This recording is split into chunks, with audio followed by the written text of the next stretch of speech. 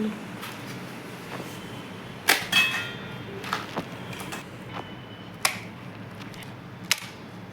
સાહેબ બંદગી સાહેબ સતગુરુ ચતુર્ભુજ કિચનમાં તમારું સ્વાગત છે. આજે આપણે બનાવીશું સળગવા સિંગના ખાખરા, જે ખાવામાં ખૂબ જ ટેસ્ટી છે અને હેલ્ધી છે. તો ચાલો આપણે એની રેસીપી જોઈ લઈએ. તો એના માટે મેં અહીંયા સળગવાની સિંગ લીધી છે, 2 થી 3 નંગ. એને આપણે એક સરખી કાપી લઈશું અને સુધારી લઈશું.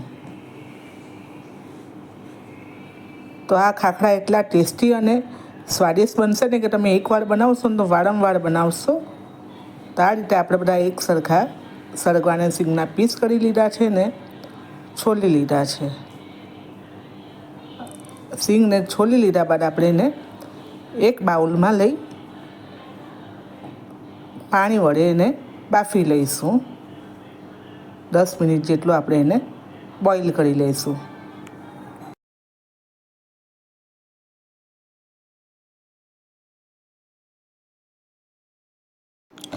દસ મિનિટ બાદ તમે જોઈ શકો છો કે આપણી સિંગ સરસ મજાની બફાઈ ગઈ છે અને ઠંડી પડી આપણે એક મિક્સર જારમાં ગ્રાઇન્ડ કરી લઈશું.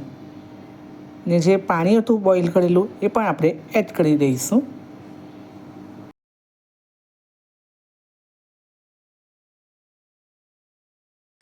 તો આપણી સળગવાની સિંગની મસ્ત પેસ્ટ થઈ ગઈ છે ફાઇન.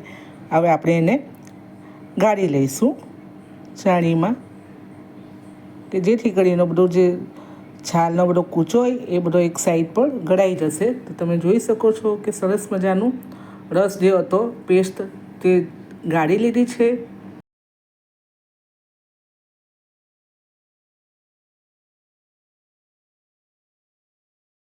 હવે આપણે એમાં મસાલા એડ કરીશું.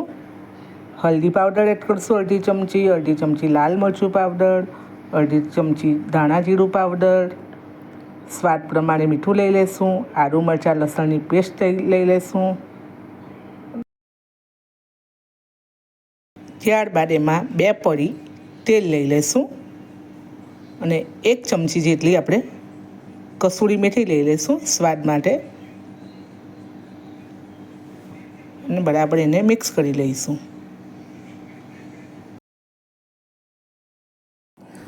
બધા મસાલા અને કસૂરી મેથી એડ કર્યા બાદ આપણે એને બરાબર હાથ વડે મિક્સ કરી લઈશું.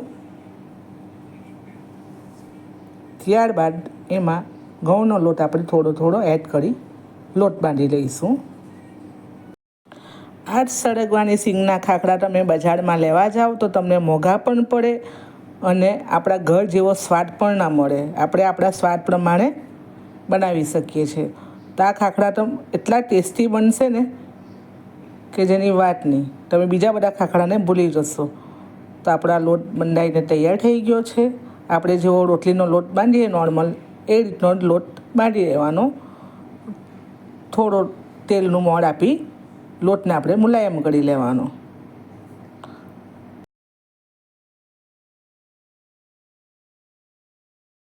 હવે આપણે ખાખરાને વણી લઈશું. જે રીતે આપણે રોટલી બનાવીએ છીએ તે જ રીતે રોટલી આપણે પતલી એક સરખી વણવાની, ને એક સાઈડ જાડી કે એક સાઈડ પતલી, એક સરખી આપણે રોટલી ખાખરો વણી લેવાનો. જો આપણે એક સાઈડ જાડી કે પતલી થશે તો પછી તે દાળ એની નરમ રહેશે. એટલે આપણે એને બધી સાઈડથી એક સરખું વણી લેવાનું આપણે ખાખરાને. એના માટે આપણે અટામણ કે સૂકો લોટ પણ કહી શકીએ, એ લઈને આપણે એક સરખો સરસ મજાનો ખાખરો આપણે વણી લઈશું. તો આપણો ખાખરો વણીને તૈયાર છે. હવે આપણે એને શેકી લઈશું.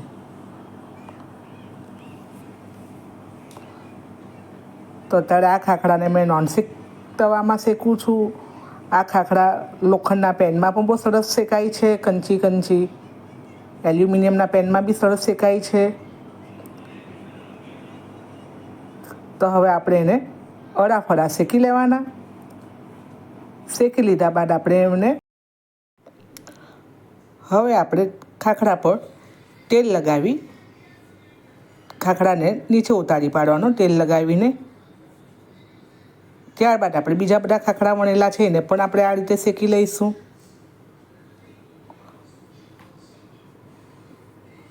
જો તમે ચેનલ પર નવા હોય તો ચેનલને સબસ્ક્રાઈબ કરજો, જેના થકી તમને સૌથી પહેલાં વિડીયો મળે.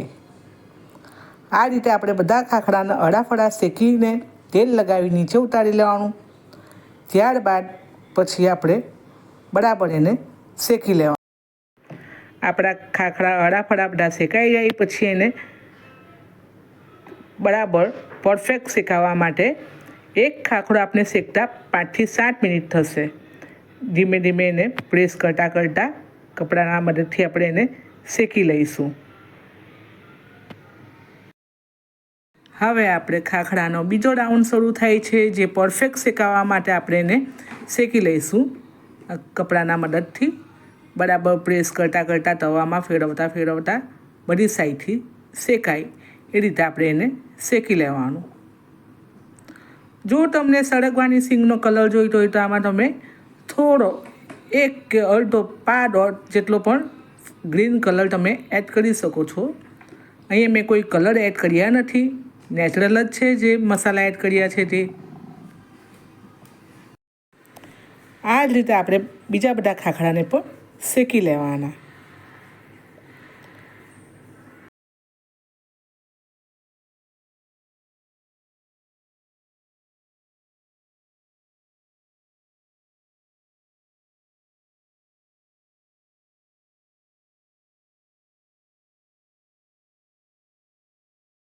ચાલો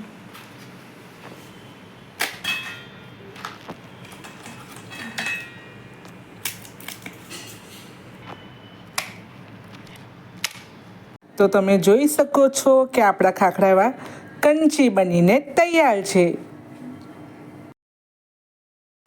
જો તમને આજની મારી રેસીપી ગમી હોય તો ચેનલને લાઈક કરજો, શેર કરજો અને અવનવી વાનગીઓ શીખવા માટે જરૂરથી કોમેન્ટ કરજો. સાહેબ.